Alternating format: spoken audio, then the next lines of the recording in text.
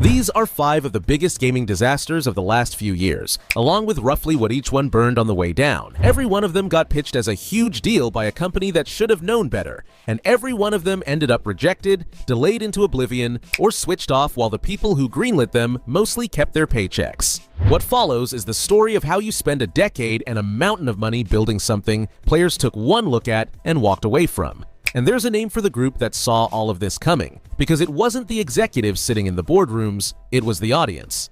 The fastest collapse of the whole bunch is where we begin. Concord was a hero shooter from Firewalk Studios, published by PlayStation, and it arrived on PS5 and PC on August 23, 2024. Sony announced it was pulling the plug barely 11 days later on September 3rd, and the servers went dark just after 5 in the afternoon UTC on September 6th. 2 weeks, not 2 years, not 2 seasons, just 2 weeks from launch to lights out. Taking it offline wasn't even the worst part. Sony refunded everybody who bought it, whether they'd picked it up physically or digitally, then scrubbed it from the stores like it had never shipped. Firewalk Studios, the developer behind it, got shut down not long after, and this hero shooter was the only game the studio ever released. Here's where the number gets loud, and I need you to hold on to the word reportedly, because this figure is genuinely contested. Podcast host Colin Moriarty, citing a single person who claimed to have worked on the game, put Concord's cost at around $400 million. The breakdown he described had roughly $200 million spent by the time the game limped into an early alpha state, partly under its original backer, and then another $200 million from Sony to drag it towards something shippable. Now for the honest part that most videos conveniently skip, that $400 million figure got disputed out in the open. Christopher Dring, who ran GamesIndustry.biz, doubted it flatly, and PlayStation developers pushed back on it too. The steadier reporting comes from Kotaku, which pegged the initial PlayStation publishing deal at just over $200 million, a figure that didn't include Sony later buying the studio and didn't include marketing.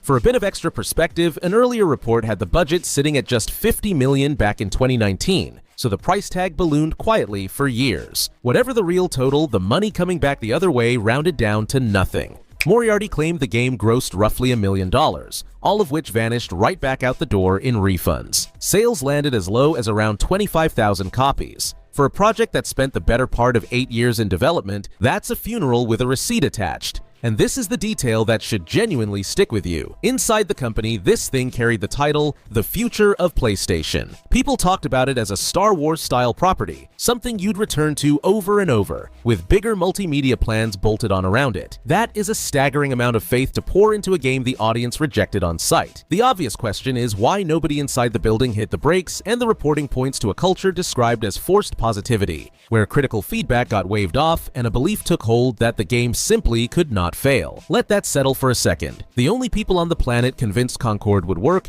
were the ones spending the hundreds of millions, while the players who hadn't even touched it yet stayed unconvinced. History proved the players right.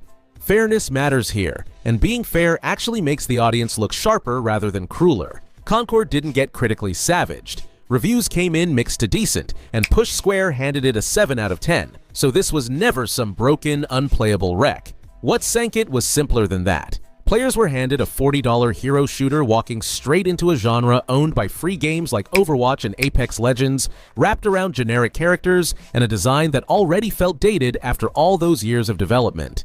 That's the entire story right there. Ask people to pay $40 up front for a live service hero shooter in a market where the giants cost nothing, and they'll say no thanks. Framing that reaction as some kind of player failure gets it exactly backwards. A customer who weighs the price tag next to the competition and makes the obvious call isn't being cruel, they're being rational, and the only folks who somehow flunked that math were the ones burning the budget. One last twist captures how detached this whole thing had become from reality. Concord landed a tie-in episode in Amazon's animated anthology Secret Level. And even with the game already finished, servers already cold, refunds already processed, that episode still premiered on schedule on December 17th, 2024. A television adaptation of a game nobody on Earth could play anymore. That's the energy running through this entire story. Concord burned fast and bright. The next disaster took its sweet, agonizing time, and it dragged an entire studio down with it. Redfall was a co-op vampire shooter from Arcane Austin, published by Bethesda under the Xbox umbrella, and it launched on May 2nd, 2023 across PC and Xbox Series X and S. Trouble showed up immediately in the form of mixed to negative reviews, technical problems, and a launch rough enough that the console versions shipped without a 60 frames per second mode, a feature that didn't arrive until October of 2023. A PlayStation 5 version had been on the table too, and that one got cancelled once Microsoft bought Bethesda.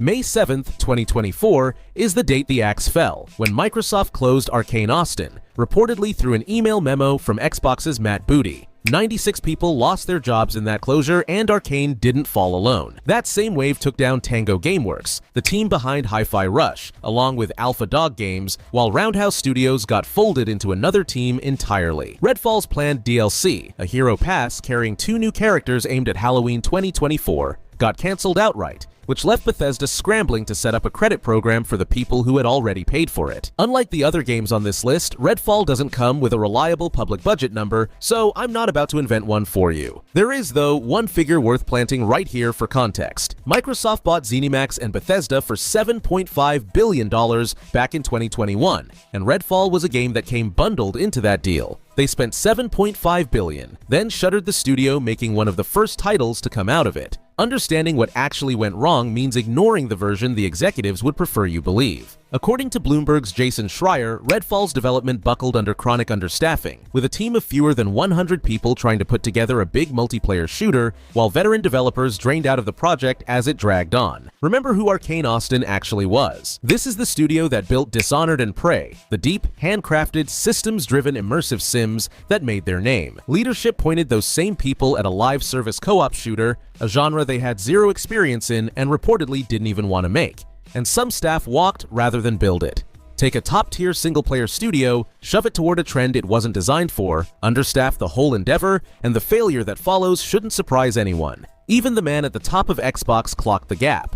Phil Spencer reportedly expected the game to review somewhere in the 80 to 85 range based on internal testing, and it didn't come close. The studio's own founder, Rafael Colantonio, who had already left years earlier, called the closure stupid and a bad decision, admitted he personally enjoyed the game after the patches, and pointed out it was never the kind of thing Arcane was set up to make. Here's the argument the facts actually hand you. The players who bounced off Redfall at launch were never the villains of this piece, because what they got was a broken, understaffed, trend-chasing game a legendary studio had been forced to build against its own instincts. When it failed, the workers lost their livelihoods, while the executives who decided a stealth immersive sim studio should crank out a live service shooter kept theirs. That's the pattern, so hold on to it because it repeats. Redfall is still throwing off shrapnel right now. As of early July 2026, reports from The Verge's Tom Warren and others describe Microsoft's latest round of cuts, this so-called Xbox reset, potentially closing or selling Arcane's other studio, Arcane Lion, and canceling their upcoming Marvel's Blade game, which reportedly slipped from a 2026 release to late 2027 and blew past its budget. Accuracy demands a clarification here because Arcane Austin, the Redfall team, already closed back in 2024. And this newer reporting concerns the sister studio, Arcane Lion, the crew behind Dishonored and Deathloop. Nothing was final as of this recording, but the trajectory looks bleak, and it all traces straight back to the same corporate appetite that produced Redfall in the first place. From a studio brought down by a single game, we moved to a game that took more than a decade to arrive and still somehow felt like a mistake on day one. Skull and Bones was a pirate game led by Ubisoft Singapore, published by Ubisoft, and it finally reached players on February 16th, 2024 across PS5, PC, and Xbox Series X and S. That word finally is carrying an enormous load, because Ubisoft delayed this game publicly 6 separate times and kept it in development for roughly a decade. The backstory borders on the surreal. Development kicked off in 2013, not as a standalone game, but as an expansion for Assassin's Creed 4, Black Flag, before mutating into an MMO spin-off, then finally splitting off into its own project. The setting drifted from the Caribbean over to a fantasy realm called Hyperborea, and eventually to East Africa and Southeast Asia, while the gameplay got torn up and rebuilt again and again. Reporting has the game losing its third creative director by September 2023, with thousands of staff across 11 different studios laying hands on it over the years. Now for the money and the marketing, which together produced one of the most moments in recent gaming memory. Ubisoft slapped a $70 price on this, and when CEO Yves Guillemot got asked to defend that number in February 2024, His justification was that Skull and Bones counted as a quadruple A game. 4 A's, not the usual 3. He conjured an entirely new tier of quality to prop up the price of a game the reporting says Ubisoft never even expected to break even on. As for the actual cost, the widely reported figure sits around $200 million, according to Insider Gaming's Tom Henderson, and Kotaku had earlier tracked it climbing to about $120 million before another $80 million piled on top. A far bigger claim also circulates, one from a YouTuber putting the number somewhere between $650 and $850 million. And I'll be straight with you, that larger figure is single source and unconfirmed, so file it under rumor rather than fact. Even at the conservative $200 million, this was a fortune funneled into a game its own publisher had already written off. The reason it survived that long instead of getting axed had nothing to do with creative confidence. Players, as usual, diagnosed it instantly. Across its entire first week, Skull and Bones couldn't even clear 1 million players, settling around 850,000, and that count folds in everyone just poking at the free trial. On Steam, the peak topped out at a grand total of 2,615 players before caving in from there.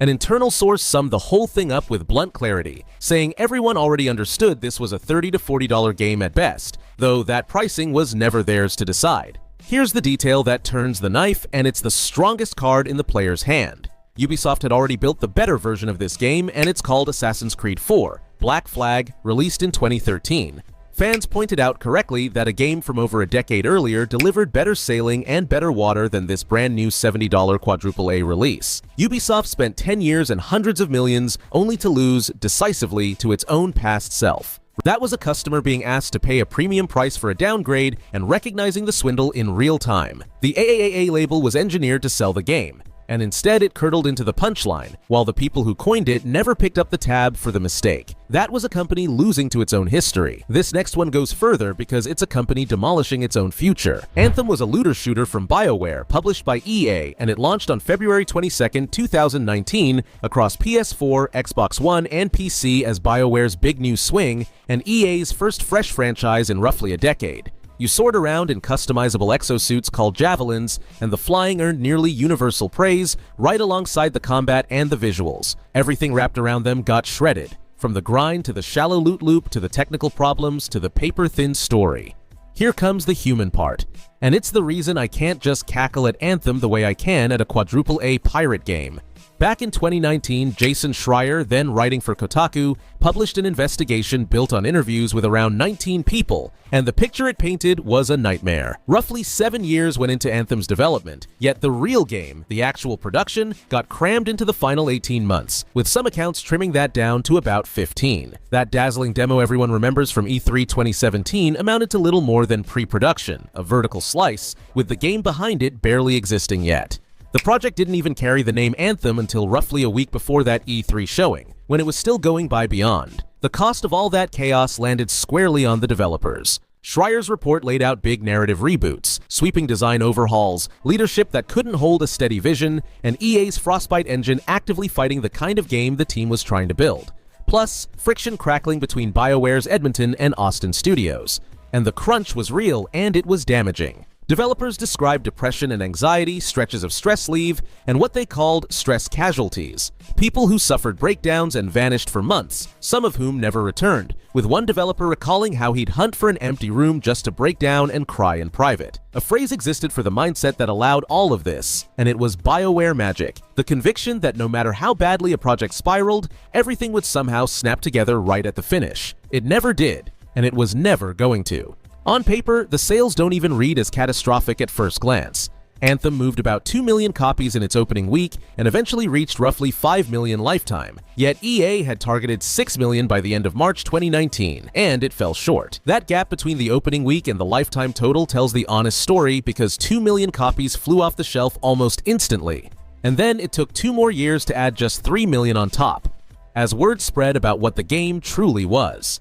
Superdata reported Anthem pulled in over $100 million in digital revenue during February 2019 alone, but only $3.5 million of that trickled in from in-game purchases, which for a live service game built to earn for years off spending is a flashing red warning light. Now for the ending that should light a fire under any gamer, because it disrespects the players and the developers in equal measure. BioWare genuinely tried to rescue it, announcing a full reinvention in February 2020. sometimes called Anthem Next, and a former developer described that reboot as really fun and heading in the right direction. February 2021 is when EA scrapped it, pulling the plug on the very fix that might have saved the thing. The final chapter came on January 12, 2026, when the servers switched off for good.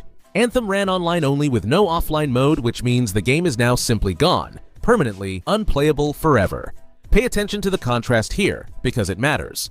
Redfall, another failed live service game, at least received an offline patch so people could keep playing it, and Anthem never got that same courtesy. Everyone who bought it, defended it, and genuinely loved that Flying now owns absolutely nothing. Let's name the villain in the Anthem story plainly. It wasn't the players who wanted the depth BioWare promised and got handed a grind. And it wasn't the developers crunched into breakdowns trying to conjure a game in 15 months after 7 years of drift. EA set an immovable release date, forced a rushed launch, strangled the reboot that could have redeemed it, and then flipped off the lights entirely. Whenever someone claims gamers are too hard on these companies, point them straight at this one, because the players wanted this game to be great, while the company just wanted it shoved out the door. That covers 4 games players actually got to buy and reject. This last one never even gave them the chance. Hyenas was a multiplayer shooter from Creative Assembly, the studio behind Total War and Alien Isolation, published by Sega, and the concept genuinely had the makings of something fun. Picture a player versus environment extraction shooter, 5 teams of 3, up to 15 players total, breaking into vaults aboard themed spaceships to loot pop culture memorabilia, complete with zero-gravity sections. The early tone got described as lovable rogues surviving in a messed-up world run by the elite, roughly Han Solo with a splash of Firefly. June 2022 brought the announcement, followed by closed beta tests and a Gamescom showing in August 2023. Late September 2023 is when Sega cancelled it, before it ever reached release. In a financial report, the company cited the lower profitability of its European region,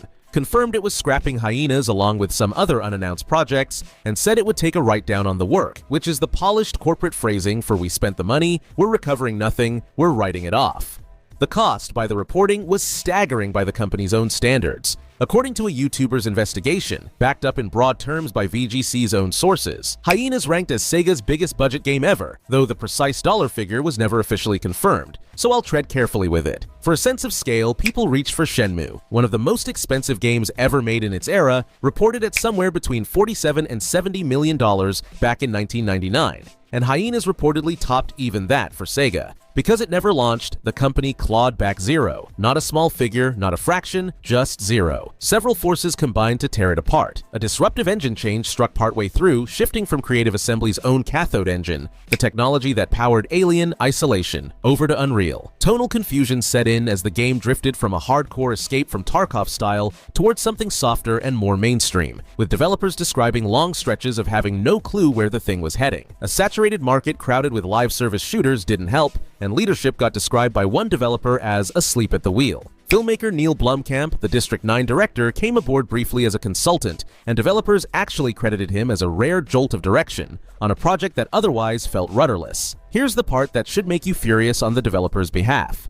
When Sega cancelled Hyenas, the layoff sweeping through Creative Assembly reportedly caught people who had nothing to do with the game, members of the Total War team and staff across other departments. One developer said something that cuts to the very core of this entire video, admitting he wasn't even angry at Sega for cancelling, since he believed the project would only have burned more money, and that his fury landed instead on the leadership, and on the fact that the people getting laid off had no connection to Hyenas whatsoever. Look at the shape of that. Management chases a live service trend, mishandles the engine and the tone and the direction for years, torches what's reportedly the biggest budget in the company's history, and when the whole thing collapses, workers on completely unrelated projects pay the price. Players never got to weigh in at all. They were never the problem, and they were never even in the room. Sega, to its credit, later explained the cancellation with real honesty, and it came down to cost. Running a live service game, the upkeep and the endless stream of new content required to hook an audience ran too expensive to justify, so the company swallowed the loss and moved on. Creative Assembly returned to what it does best, shipping Total War Pharaoh in October 2023 and later turning its attention to an Alien Isolation sequel, which raises the obvious point nobody at the top seems to consider before torching a fortune, that maybe the smart move is letting a studio build the kind of game it's actually good at. 5 games, 5 disasters, and once you line them up side by side, the same story turns out to be etched across every single one. Study who actually made these. BioWare, a legendary role-playing game studio. Arcane, a legendary immersive sim studio. Creative Assembly, a legendary strategy studio. Three companies with sharp identities, each famous for a specific kind of game it was genuinely brilliant at, and every one of them got shoved toward live service, toward the trend, toward the model where a game is supposed to run forever and print money. BioWare drew Anthem, Arcane drew Redfall, Creative Assembly drew Hyenas, and all three chased something they were never built for. All three cratered. Two of those studios, Arcane Austin and Concord's Firewalk, got shut down entirely, while Creative Assembly got cut down to size. Examine the gap between the pitch and the product next. Anthem's E3 2017 demo promised a game that barely existed, and Concord wore the title The Future of PlayStation internally, while the audience wanted nothing to do with it. The hype thrived in boardrooms and marketing decks, but the reality lived on players' screens, and the two never matched. Weigh the pricing after that. Concord demanded $40 in a genre stuffed with free games, and Skull and Bones demanded $70 only to get branded a downgrade from a game that shipped in 2013. Players ran the basic math the executives somehow couldn't, and they voted with their wallets. Consider the buzzwords too, because there's something almost poetic in them. The future of PlayStation, a quadruple A game. These were the phrases built to sell you on greatness, and instead, they hardened into epitaphs, so that the exact words used to hype these games became the words we now use to f them. Here's the through line that truly matters, the one worth carrying out of this video. In every single one of these stories, the people who made the disastrous calls, the executives who chased the trend, imposed the impossible timelines, forced the wrong genre onto the wrong studio, and inflated the budgets, mostly kept their jobs. The price got paid instead by the developers crunched into breakdowns and then laid off, and by the players sold a demo, a broken launch, or a game that got switched off forever. That last insult deserves its own spotlight and its preservation. Concord is gone, refunded, delisted, servers cold. Anthem is gone too, permanently, no offline mode. So the people who love that flying can never touch it again. These aren't merely commercial failures, they're games that have been erased, and you can't even revisit them to see what all that money actually bought. There they are, all five: Concord, Redfall, Skull and Bones, Anthem, and Hyenas. A 2-week shutdown, a studio brought down, an 11-year quadruple A punchline, a tragedy with a jetpack, and a game that collapsed before it ever launched. Through every chapter of it, one group kept getting proven right, and it wasn't the group holding the budgets. Players spotted the $40 price tag sitting next to free competition and walked away. They eyed a $70 pirate game and remembered Black Flag. They wanted BioWare to deliver real depth and got handed a grind instead. All the while, they got treated as the problem, the difficult ones, the crowd that just doesn't appreciate ambition, even though they were never the ones dumping hundreds of millions into games the market rejected on sight. The executives did that, and the players simply declined to pay for it. They turned into disasters because the people in charge stopped listening to the only group that actually understood what a good game is worth. Until that changes, the biggest names in this industry will keep setting money on fire, blaming the audience for noticing the smoke, and handing the bill to everyone except themselves. 5 games, hundreds of millions gone, and the one lesson that somehow never sinks in: the players told you so.